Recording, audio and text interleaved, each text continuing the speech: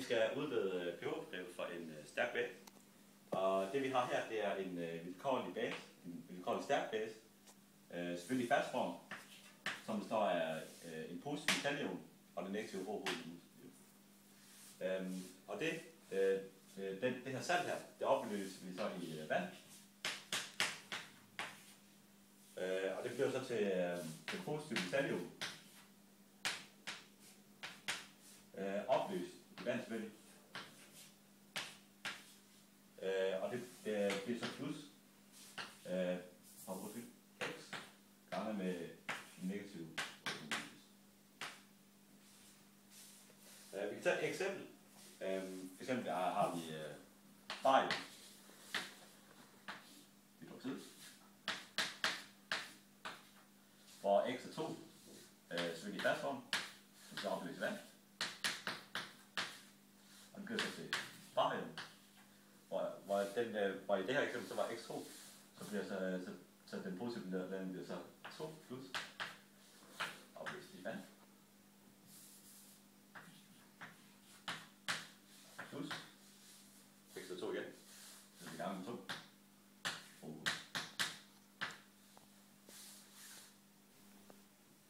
Yes. Okay, vi vil nu finde stofmængden af vores hydroxidion. Og som vi kan se, så reagerer de i en ekvivalent mængde, der hedder stofmængden af vores metal, hydroxidsalt, som vi kalder Cb.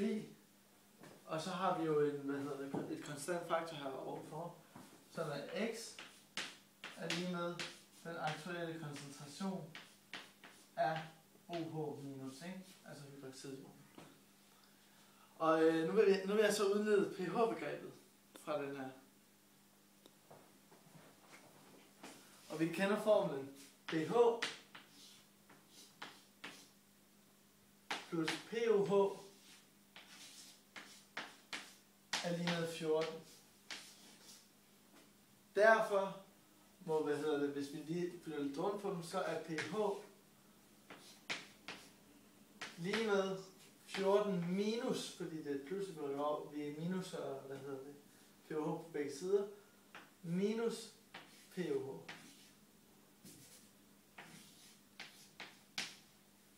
Godt. Og vi ved jo også, at POH kan skrives som, minuslogaritmen til stofmængdekoncentrationen af, OH.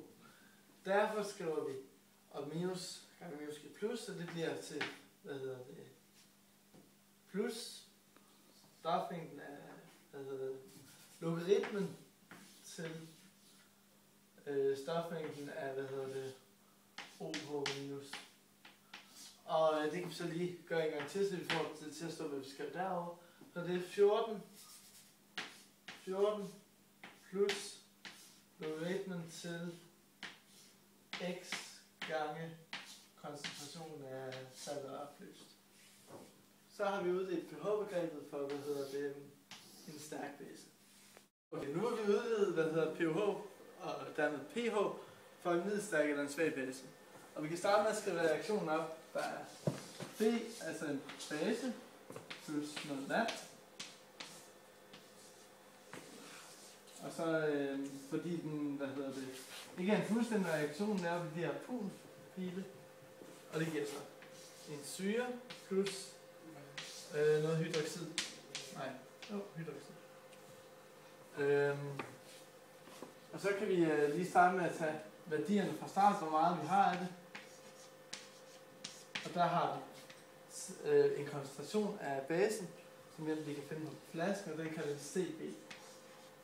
Og så har vi fra start af 0 af det her syre herovre, og 0 af det her hydroxid. Og så når den når til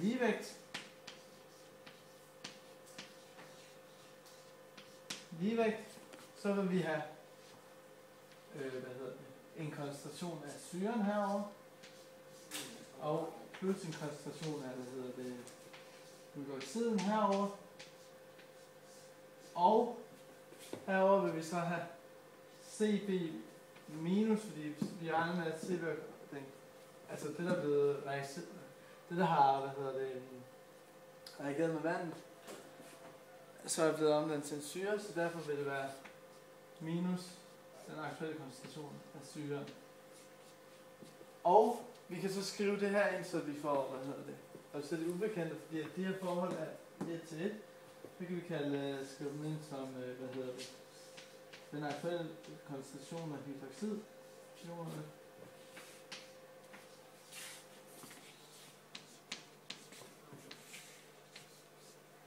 Og det er så over Cb minus den aktuelle koncentration af hydroxidionen.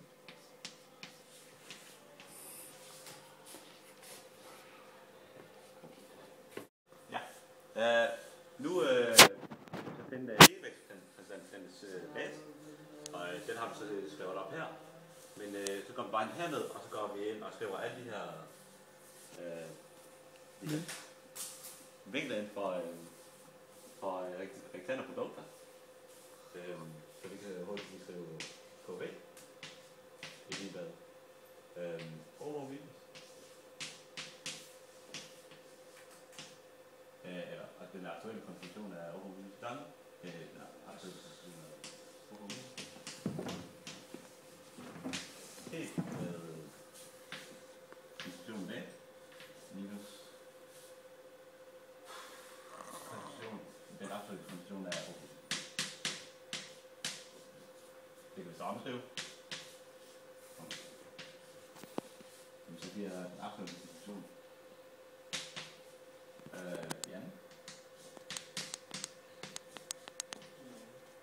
set med funktionen af basen.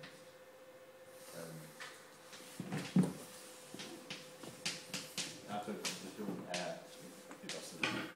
Så det vi gør nu er, at vi tager en parentes ud, og så ryger vi hele over på den anden side, så vi får en anden græsning. Så det kommer til at hedde 0. Er lige med den aktuelle konstruktion af hydroxid. Plus K gange over minus minus KB gange C.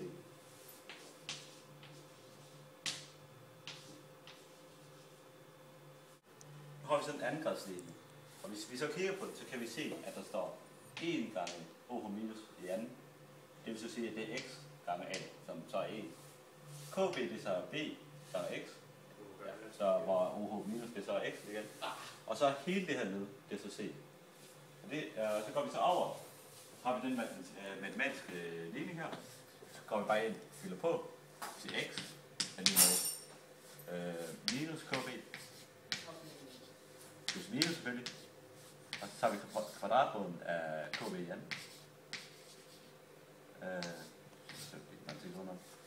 Minus 4 gange A det er så 1, så det behøver vi egentlig ikke skrive.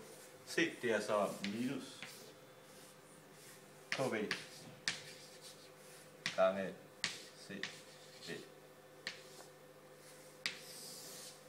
Og det hele skal deles med 2A, som så igen bare giver 2.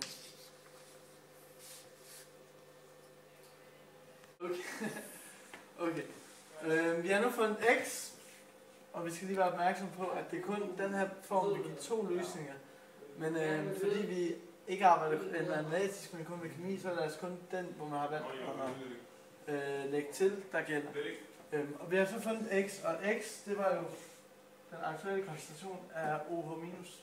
Skal jeg prøve at lære så vi ved, at hele det her nede, først skal vi nok lige skrive formlen op for, hvad vi kan bruge OH minus til, for vi kan nemlig finde POH, som er POH er lige med minuslogaritmen til den aktuelle koncentration af hydroxid. Og der kan vi jo så bruge meget praktisk, at vi har fundet den aktuelle koncentration af hydroxid i det her led, som vi så bare sætter ind herop, og så får vi POH. Altså, for ikke at skulle skrive hele det led ned igen, så skal vi bare minuslogaritmen af x, bare for at fortsætte i vores spor.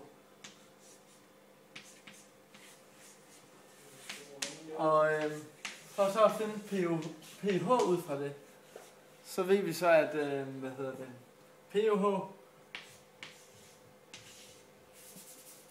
pH plus pH